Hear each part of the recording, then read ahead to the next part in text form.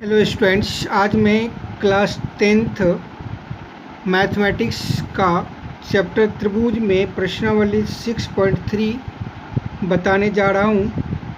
आज हम लोग का जो है क्लास ये प्रश्नावली 6.3 का है। तो इसके पहले हम जो है इसमें जो थ्योरम था उस पर चर्चा किए थे, उसका हमने वीडियो इसके पहले डाल चुका है। तो थोड़ा सा इसका जो है बेसिक कंसेप्ट देख लेते हैं क्या है। तो क्लास 10th का एक्सरसाइज है 6.3। इसमें हमने थ्योरम बताया था कि अगर दो ट्रायंगल जो है वो सिमिलर है या समरूप है, जैसे मान लीजिए कि ए बी सी और ट्रायंगल जो है वो सिमिलर है किसका, पी क्यू आर का मान लीजिए या डी एफ, जो अपना मन है रखने का। तो इसका हो जाता है आपको ये दोनों जो है समरूप कब होगा, ये समरूप हमने दे दिया है। ये समरूप के लिए क्या कंडीशन हो सकता है, कंडीशन फॉर सिमिलर, यानी समरूप के लिए क्या कंडीशन हो सकता है। तो इसके पहले भी हम बता चुके हैं कि इसमें क्या होना चाहिए, क्रॉसपॉन्डिंग एंगल जो है, यानी हिंदी में उसका हो गया कि संगत कोण जो है वो बराबर होनी चाहिए। संगत कोण समान होगा। दूसरा हो गया संगत क्रॉसपॉन्डिंग साइड, संगत भुजा समानुपाती होगा। तब जो है दोनों ट्रायंगल क्या हो जाएगा, समरूप हो जाएगा। यही जो कंडीशन है। अब आपको मान लीजिए कोई जो है एक फिगर दिया हुआ है, आकृति जिसको कहते हैं, मान लीजिए आकृति आपको दे दिया है इस तरह का, एक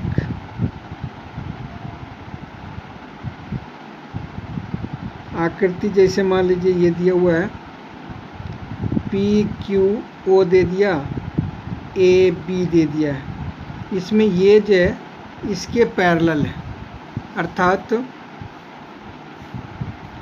ये आपको आकृति में P Q parallel A B है।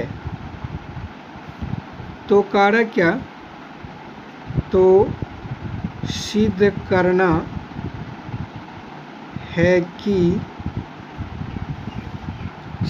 है कि त्रिभुज पी क्यू ओ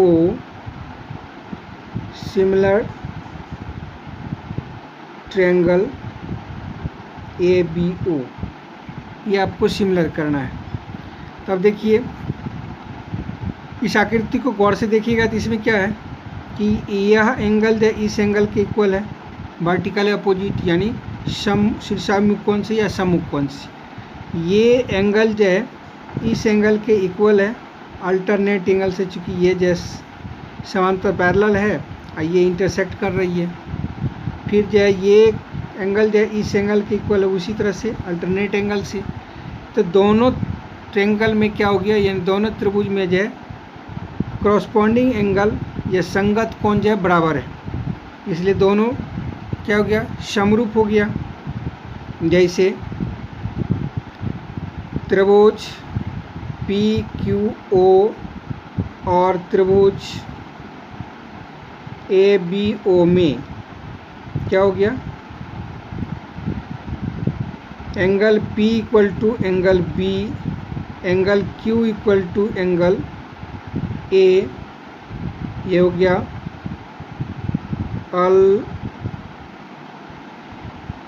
हिंदी में लिख देते हैं एकांतर कोण से, यानी अल्टरनेट एंगल से। और दूसरा हो गया कोण POQ बराबर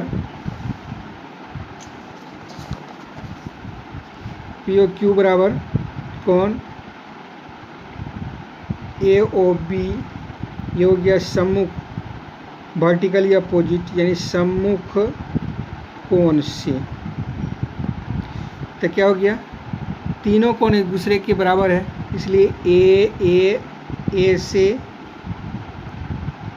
त्रिभुज PQO सिमिलर ट्रायंगल ABO, यही प्रूव भी करना था, प्रूव हो गया। अब अगर मान लीजिए आपको जो है कोई दो ट्रायंगल दिया हुआ है, जैसे मान लीजिए ये दोनों ट्रायंगल है, इसका कोई भी नाम दे दीजिए, जैसे ABC हो गया और DEF हो गया। इसमें जो है ये मान लीजिए आपको 60 डिग्री दे दिया है, इसका भी ये 60 डिग्री है, ये 70 डिग्री है, इसका भी ये जो है 70 डिग्री है, और इसका ये 50 डिग्री है, इसका भी ये 50 डिग्री है। तो क्या दोनों ट्रायंगल जो है सिमिलर है या समरूप है? तो लिखेंगे हाँ, A से क्रॉसपोंडिंग एंगल इक्वल है ना, तो इसलिए क्या होगा, A से triangle ABC similar triangle DEF। अब इसी का जो आपको क्या कहते हैं, भुजा का रेशियो अगर दे दिया, भुजा जो दोनों का दे दिया है, उससे भी देखिएगा तो फिर जो है भुजा से भी देखने पर, जैसे मान लीजिए कि आपको दे दिया है यह एक ट्रायंगल है, दूसरा ट्रायंगल मान लीजिए इस तरह से दे दिया है ABCPQR मान लीजिए दिया हुआ आपको। इसमें जो आपको ये 3 दे दिया है, ये 4 दे दिया है, और ये जो है 6 दे दिया है। ये 3 cm है, ये 4 cm है, और ये जो है 6 cm है। ये जो है मान लीजिए 6 cm दे दिया आपको, ये 8 cm दे दिया है, और ये जो आपको 12 cm दे दिया है। तो क्या हो गया, AB/PQ equal to BC/QR equal to AC/PR का रेशियो जो है इक्वल है, यानी इस तीनों क्रॉसपोंडिंग साइड का इक्वल जो है दोनों ट्रायंगल में क्या है, इक्वल है। इसलिए क्या हो गया कि triangle ABC similar triangle PQR ये हो गया। तो इस प्रकार से जो आप अगर इसको थोड़ा सा ध्यान में रखेंगे तो आप जो आसानी से इसका जैसे निकाल सकते हैं सारा। जैसे देखिए इस चैप्टर का जो है क्वेश्चन नंबर 1 में देखिए कि ये एंगल जो है इस एंगल के 60, ये 80 है, ये भी 80, ये 40 है, ये 40 है। तो क्रॉसपोंडिंग एंगल इक्वल है, इसलिए दोनों ट्रायंगल क्या हो गया, A से जो है समरूप हो गया। यहाँ क्वेश्चन कर कि बताइए कि आकृति 6.34 में दिए गए त्रिभुजों के युग्मों में कौन कौन से युग्म समरूप है, और उस समरूपता कसौटी को लिखिए जिसका प्रयोग आपने उत्तर देने के लिए किया, तथा साथ ही समरूप त्रिभुजों को सांकेतिक रूप में लिखिए। तो ये इसमें हो गया आपको क्या, A समरूपता से हुआ, और इसका A जो है P के बराबर, B जो है Q के बराबर, C जो है R के बराबर है। तो इसमें जो है इसको संकेत में इस तरह से लिख देना है। तो देखिए इसको संकेत में कैसे लिख देते हैं, तो 6.3 का फर्स्ट नंबर क्वेश्चन है। फर्स्ट में हो गया कि ए से त्रिभुज ए से त्रिभुज ए बी सी समरूप त्रिभुज पी क्यू आर हो गया। ये क्वेश्चन नंबर फर्स्ट का फर्स्ट हो गया। अब जो है इसका सेकंड में देखिए, आप सेकंड में देखिएगा तो 2 जो है ए बी हो गया आपको पी क्यू के बराबर, और बी सी जो है पी आर के बराबर हो गया अति अनुपात में, और ए सी जो है वो हो गया क्या कहते हैं पी क्यू के अनुपात में। तो इसलिए क्या हो गया, इसमें जो है A B by Q R equal to B C by R P equal to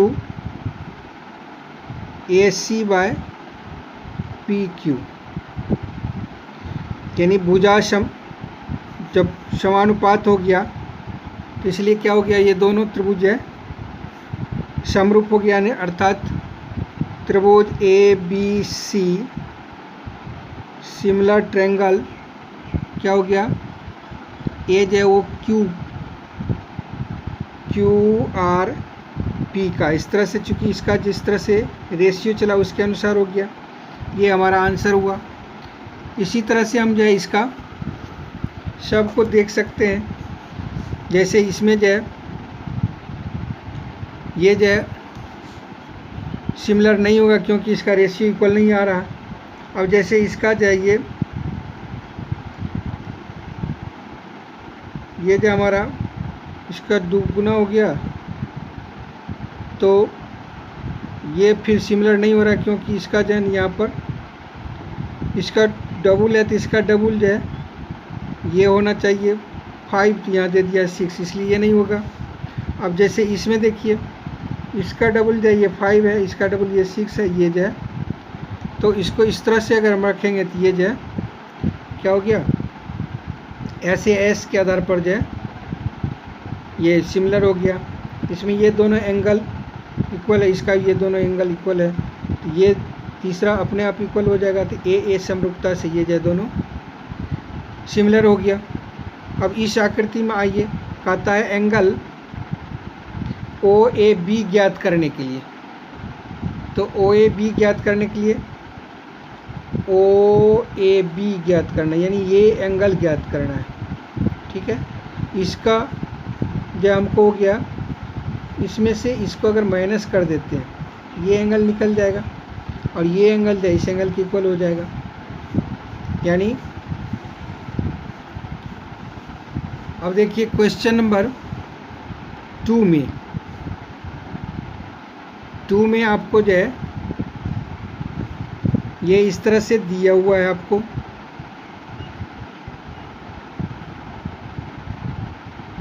ये जो है ए बी सी या डी हो गया, ये हमारा 70 डिग्री है और ये जो है 125 है, ये ओ है। तो हमको कह रहा है कि ये एंगल जो है कितना होगा। तो यह एंगल जो है इसका अल्टरनेट एंगल है, यानी एकांतर कौन से है। तब देखिए angle O C D equal to हो गया एंगल, अच्छा एंगल ले लेते हैं बी ओ सी माइनस कौन ओ डी सी। ये हमारा जो है 125 डिग्री है, ये जो है 70 डिग्री है, ये जो है 7 5 12 55 डिग्री हुआ। और angle O A B equal to angle O C B O C D, ये हो गया एकांतर कोण से, और ओ सी डी जो हमको 55 निकला, इसलिए क्या हो गया, angle O A B equal to 55 degree, यही आंसर हुआ। इस प्रकार से सेकेंड नंबर बन गया। और देखिए क्वेश्चन नंबर 3 में कहा कि समलंब चतुर्भुज ए बी सी डी जिसमें ए बी समांतर डी सी है के विकर्ण ए सी और बी डी परस्पर ओ पर प्रतिच्छेद करते हैं, दो त्रिभुजों की समरूपता कसौटी का प्रयोग करते हुए दर्शाएं कि ओ ए बटे ओ सी, यहाँ पर बराबर छूटा हुआ है, बराबर ओ बी बटे ओ डी, ये आपको सिद्ध करना है। तो ठीक है, इसको देखिए, इसमें समलंब ले लेते हैं। क्वेश्चन नंबर 3 समलंब चतुर्भुज ले लेते हैं।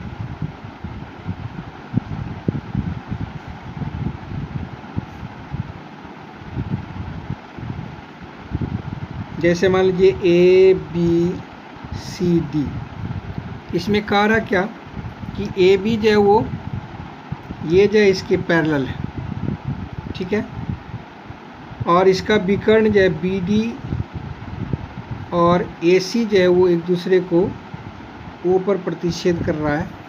तो आपको दिखाना है कि यानी सिद्ध करना है कि ओ ए बटे ओ सी बराबर ओ बी बटे ओ डी, ये आपको दिखाना है, ठीक। तो ए बी सी डी दिया है कि ए बी सी डी एक समलंब चतुर्भुज है जिसमें आपको ए बी समांतर सी डी है, ये ए बी समांतर डी सी है, ठीक। एवं विकर्ण ए सी और बी डी एक दूसरे को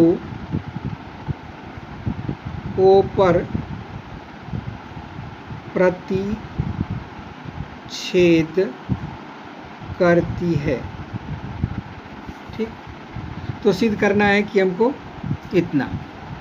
अब देखिए त्रिभुज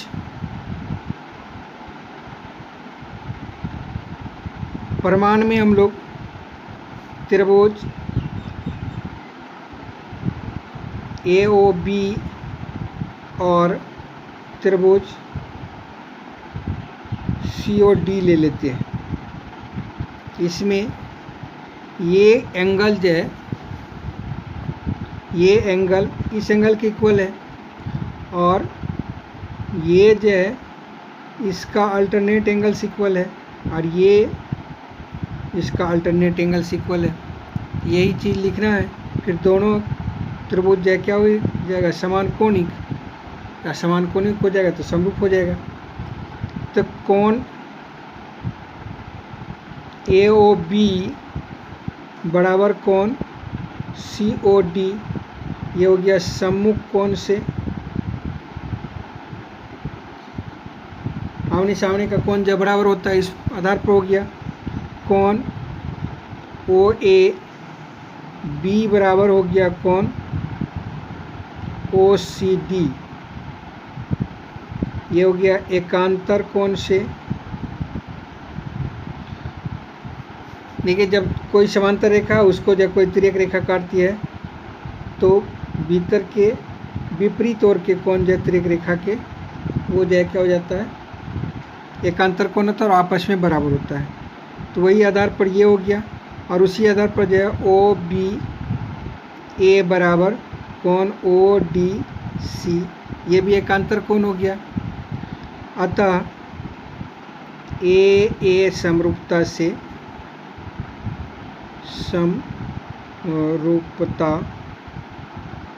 की कसौटी पर क्या हो गया, त्रिभुज AOB समरूप त्रिभुज COD। जब ये समरूप हो गया तो भुजा समानुपाती हो जाएगी, इसलिए क्या हो गया, OA बट्टे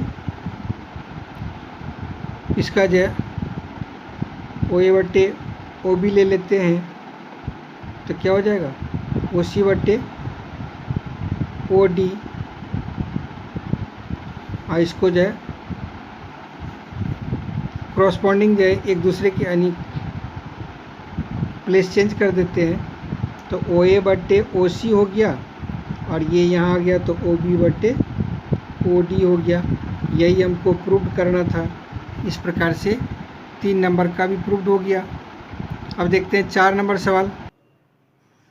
4 नंबर में भी आकृति में दिया हुआ है सवाल है और कहता क्या, ये QR by QS is equal to है QT बाय PR और एंगल 1 इक्वल टू एंगल 2 है, तो कहता है कि त्रिभुज PQS समरूप त्रिभुज TQR कहता है। तो ठीक है, देखते हैं इसको। तो देखिए क्वेश्चन नंबर 4 में आपको एक आकृति दिया हुआ है। इस तरह की एक आकृति है, इसमें ये है T, Q और R, यहाँ पर है S, ये है P। इसको मिलाने वाली एक लाइन है, इसका नाम है एंगल 2 और इसका नाम है एंगल 1। तो दिया हुआ है हमको, दिया है कि QR बाय QS बराबर QT बाय PR एवं कोण 1 बराबर कोण 2। तो सिद्ध करना है कि त्रिभुज PQS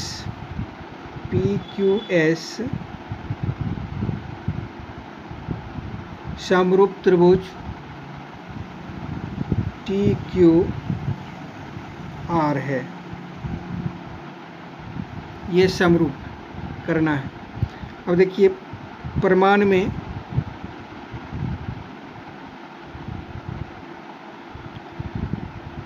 में आपको दिया हुआ है कोण 1 बराबर कोण 2, इसलिए क्या हो जाएगा कि PQ इक्वल टू जो है PR।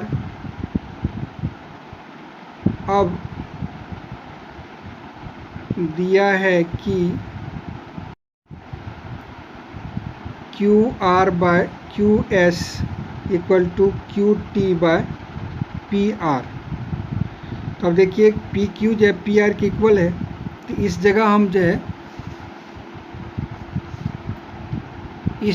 जो है रख देते हैं QR by QS equal to QT by PQ। तो अब देखिए ये दोनों त्रिभुज में आ गया, तो भुजा समानुपाती है, इसलिए त्रिभुज क्या हो गया, PQS समरूप त्रिभुज TQR। इस प्रकार ये समरूप, ये 4 बीज है, बहुत आसानी से बन गया। कोण 1 बराबर कोण 2 दिया हुआ था, इसलिए क्या हो गया कि जब किसी त्रिभुज में 2 कोण बराबर होता है उसके सामने एक भुजा बराबर हो जाती है, इसलिए PQ जो है PR के बराबर हो गया। और हमको दिया हुआ है QR by QS equal to QT by PR, तो ये दिया। अब जो है इसके QR बाय QS को लिखा, PR के बदला हम PQ दे दिए, तब क्या हो गया QR जो बड़का त्रिभुज का हो गया और QS छोटका त्रिभुज का। फिर जो है QT तो क्यू टी बड़ा वाला त्रिभुज का, पी क्यू जो छोटा वाला त्रिभुज का, इसलिए पी क्यू एस समरूप हो गया टी क्यू आर का। यही जो हमको प्रूव करना था, ये प्रूव्ड हो गया। इस प्रकार से ये 4 नंबर भी कंप्लीट हो गया।